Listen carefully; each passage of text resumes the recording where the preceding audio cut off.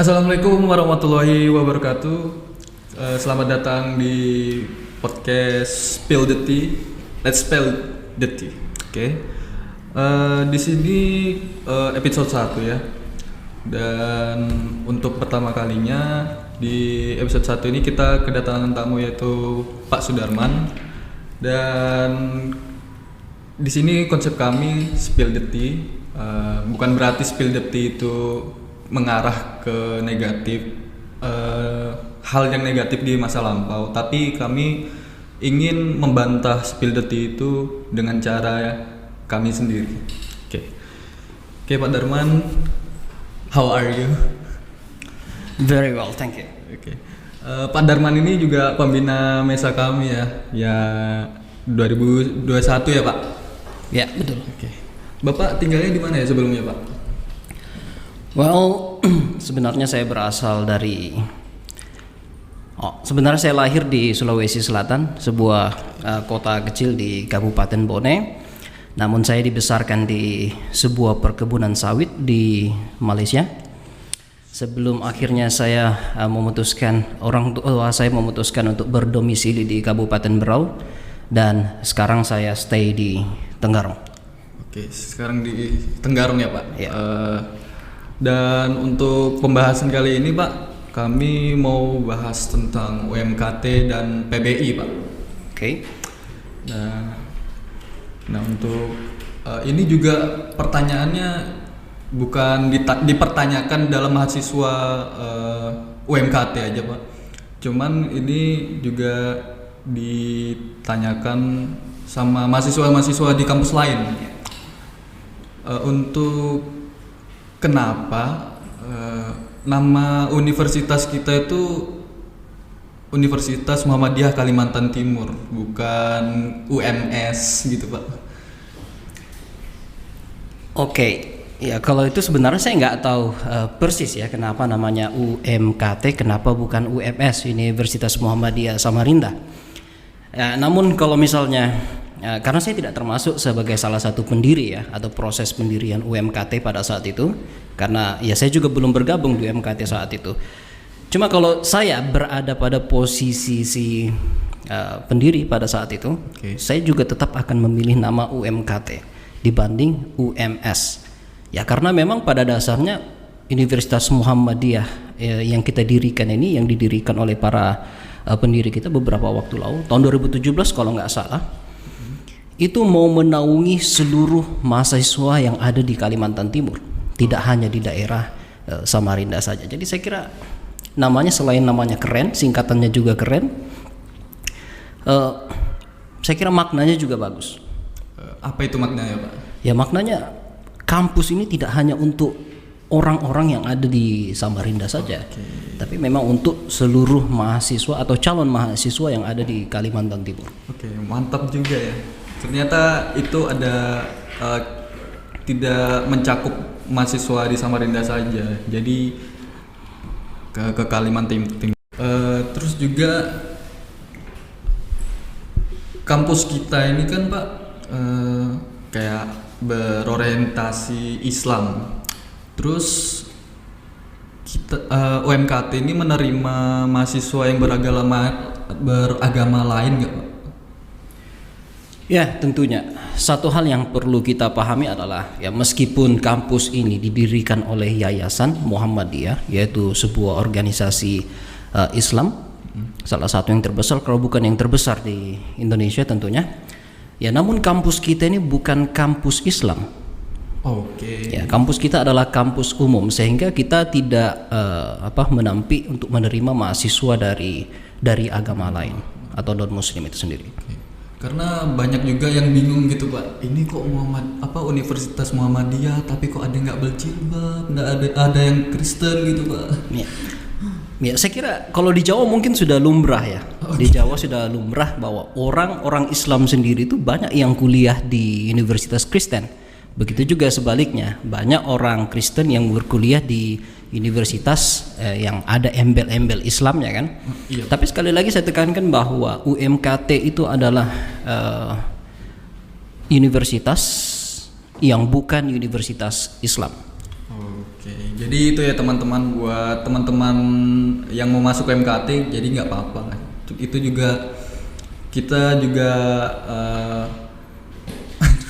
ngomongnya gimana ya? Agama lain itu juga sama-sama teman kami gitu juga kan. Ya, saya tekankan lagi ya. UMKT berbasis Islami, tapi bukan Universitas Islam. Oke, Karena itu dua makna yang berbeda ya. Iya. Jadi itu ya teman-teman. Terus ada juga pertanyaan ini juga pertanyaan dari saya sih Pak. Terus kan ada agama lain yang masuk di universitas kita ini ya Pak. Terus misalnya ada yang Kristen, itu nggak apa-apa ambil mata kuliah keagamaan Islam. Ya, sebenarnya untuk MKDU sendiri itu mereka tidak diharuskan untuk memilih mata kuliah Islam, tapi memang mereka diarahkan pada mata kuliah yang sifatnya umum. Ya, khususnya untuk mata kuliah MKDU ya, mata kuliah dasar umum. Ya, namun tetap ada embel-embel Islamnya. Tapi kita tidak mempelajari Islam secara akidah, akhlak gitu. Oke. Jadi secara umum aja ya Pak. Iya. Ya, kita tidak membahas syariah Islam ya. Benar juga sih Pak, karena itu sudah masuk ke ranah lain ya Pak. Ya. Dan terus seperti yang kita tahu nih Pak, ini kayaknya eksplisit banget ya. Seperti yang kita tahu nih, biaya kuliah di universitas swasta biasanya cenderung mahal kan Pak. Sebagai universitas swasta nih, menurut Bapak biaya berkuliah di UMKT ini termasuk mahal juga nggak Pak? Dari universitas swasta yang lain gitu Pak? Saya nggak mau bandingkan dengan universitas swasta yang lain ya, karena saya nggak tahu mereka bayarnya berapa ya kan. Ya, cuma kalau kita bandingkan dengan di universitas negeri yang terkenal lah ya di Kalimantan Timur, ya kalian bisa cek sendiri tuh.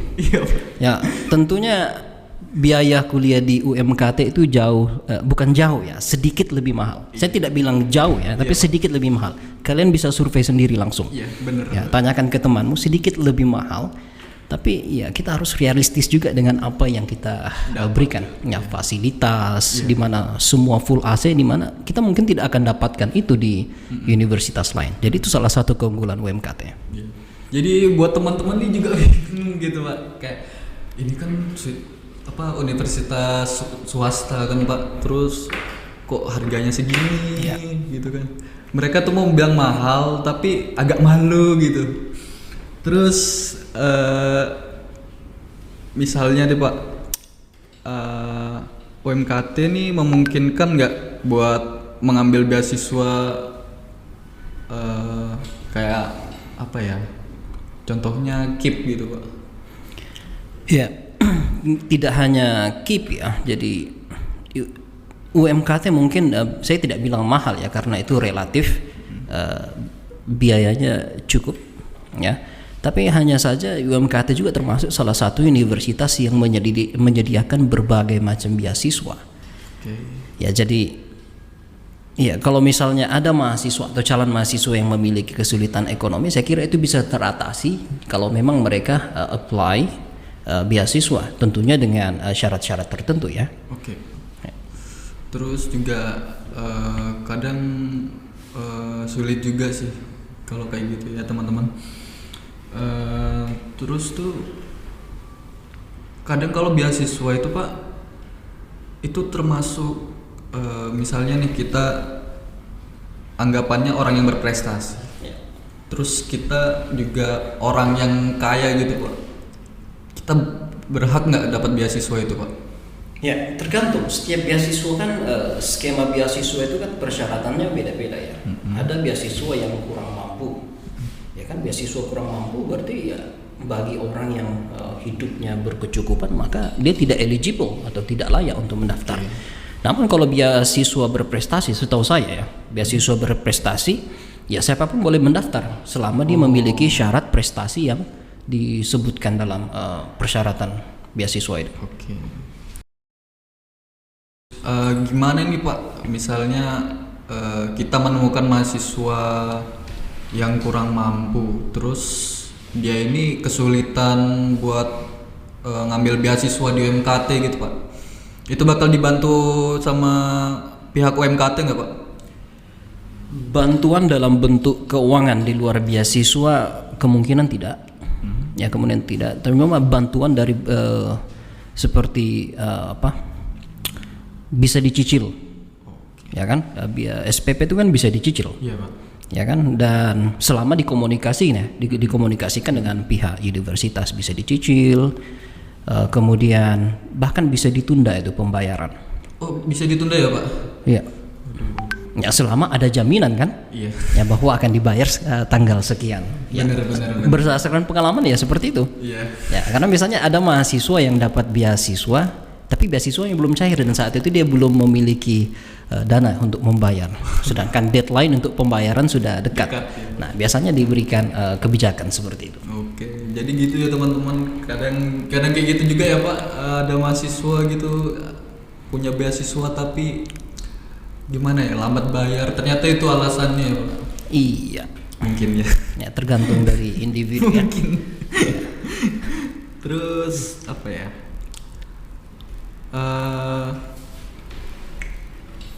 UMKT nih menyediakan program beasiswa prestasi bagi orang yang nggak mampu. Terus misalnya kita ketahuan nih Pak, misalnya kita mampu, terus kita dapat beasiswa, tapi bukan beasiswa berprestasi Pak. Itu gimana Pak? Kalau misalnya kita nggak ketahuan gitu Pak? Saya luruskan dulu ya, beasiswa berprestasi itu bukan beasiswa untuk yang kurang mampu. Oke. Beasiswa berprestasi itu untuk mahasiswa yang memiliki prestasi. Berprestasi. Apakah itu di level regional, nasional ataupun internasional. Oke. Ya terlepas dari apakah dia mampu atau tidak.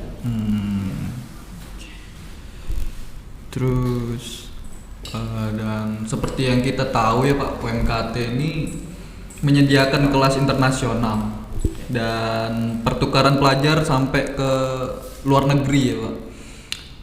Kampus mana aja sih Pak yang kita kerjasama buat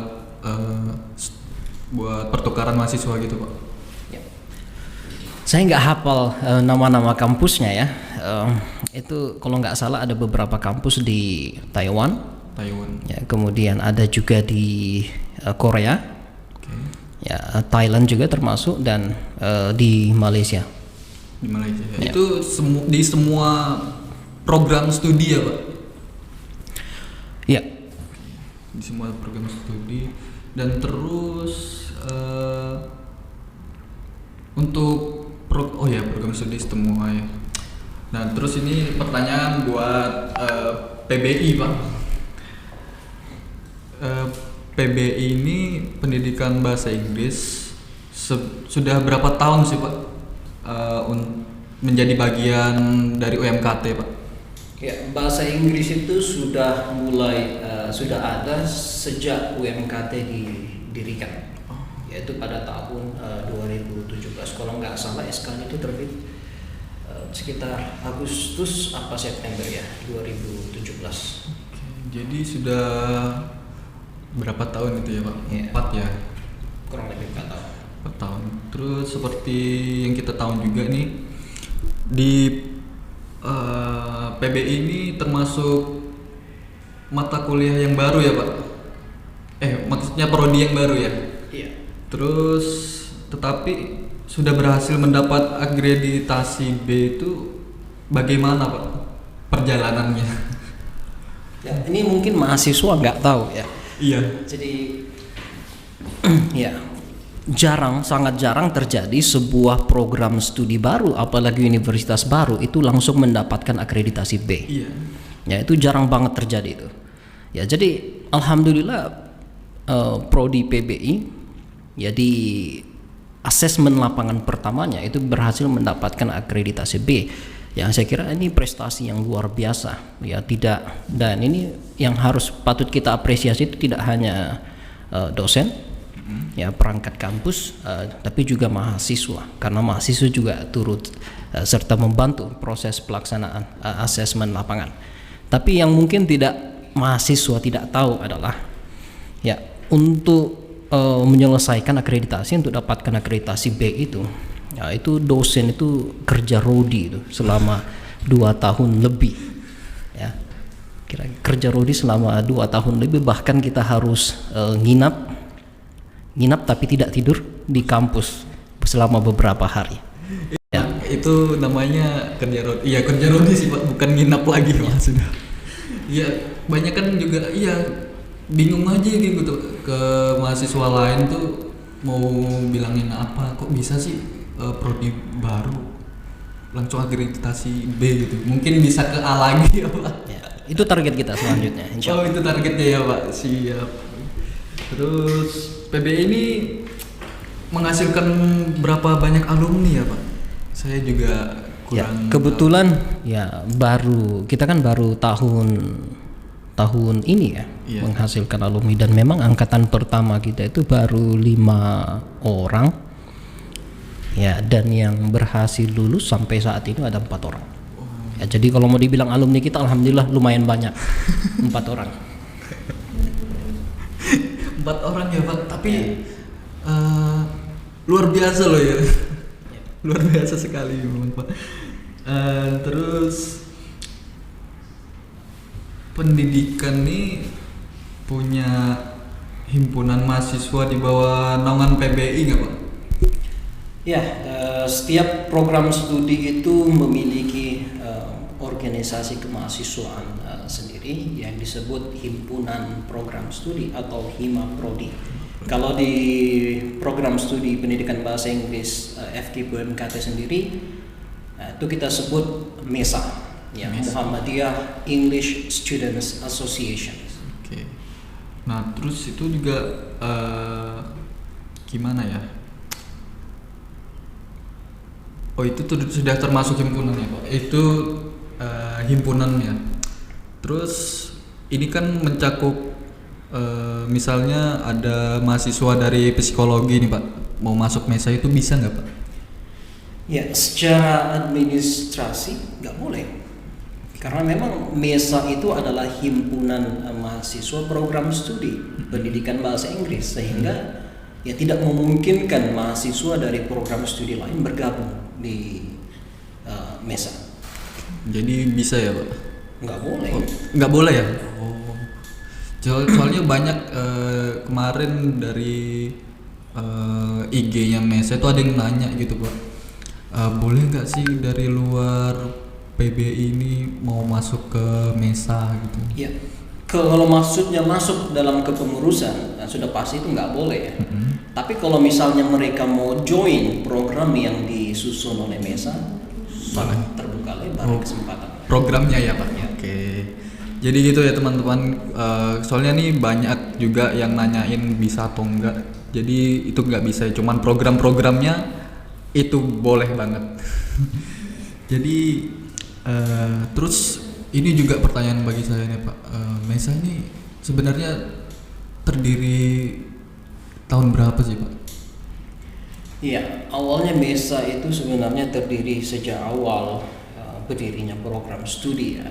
Nah, pun ya wajar lah. Mungkin yang pertama itu tidak terlalu aktif karena selain jumlah mahasiswanya sedikit, ya mereka juga belum punya pengalaman karena mereka nggak punya pendahulu. Betul. Apa aja sih Pak prestasi yang telah disumbangkan buat PBI ini Pak? MESA maksudnya? Iya. Prestasi dalam prestasi akademik saya kira mungkin belum ya. Belum. Okay. Ya belum, tapi kalau misalnya penyelenggaraan event-event itu dianggap sebuah prestasi, ya saya kira banyak hal yang harus kita apresiasi dari MESA. Bahkan kepengurusan tahun kemarin itu mereka berhasil menyelenggarakan event-event besar, bahkan webinar nasional. Ya, jadi sekelas organisasi himpunan program studi itu mampu menyelenggarakan webinar nasional dengan mengundang tamu-tamu yang tamu-tamu kondang, ya pemateri kondang, pembicara kondang. Bahkan kalau nggak salah MESA pernah menyelenggarakan sebuah workshop ya, pelatihan public speaking, di mana pada saat itu yang hadir itu adalah reporter atau pembawa berita dari TV One. TV One ya, Ya. Pak. Oh iya ada itu saya juga masuk, Pak. Terus untuk mahasiswa PBI yang mahasiswa PBI ini Pak, ada prestasi nggak di luar mesa itu Pak? Di mahasiswa PBI, ya kita punya beberapa mahasiswa berprestasi khususnya dalam bidang non akademik ya. Ada mahasiswa kita yang pernah juara dance, ya international di Bangkok dan di Bali. Kemudian ada mahasiswa kita yang pernah juara ya semacam permainan tenis, tapi saya lupa namanya, bukan tenis lapangan. Oh, oke. Ya itu pernah juara juga. Dan ya ada beberapa lagi mahasiswa kita yang. Terus misalnya nih Pak, kita ambil program studi bahasa Inggris. Terus misalnya kita lulus nih, kita bisa kerja di mana aja sih Pak? Well, sebenarnya profil lulusan kita itu kan yang utama adalah menjadi guru bahasa Inggris. Betul. Ya, namun ada beberapa prospek lulusan juga seperti menjadi penerjemah, ya, peneliti, dan ya sebenarnya jurusan pendidikan bahasa Inggris itu bisa diterima di mana saja. Ya karena bahasa Inggris itu dibutuhkan di mana-mana. Iya benar Pak. Ya. Buat wisata juga. Iya. Terus itu juga menjadi tolak ukur menjadi guru ya Pak? Iya, jadi itu profil utama lulusan kita, menjadi guru bahasa Inggris. Soalnya masuk ke ranah pendidikan ya Pak? Iya. Oke, terus kami mau nanya nih Pak tentang passion Bapak ini Pak. Ya. Boleh nggak Pak? Silakan. Oke.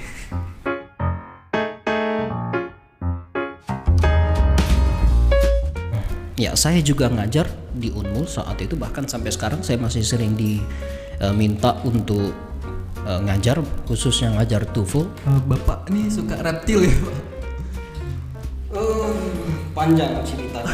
Alasan saya memilih SMK adalah karena nama sekolahnya sama dengan nama sekolah saya di Malaysia.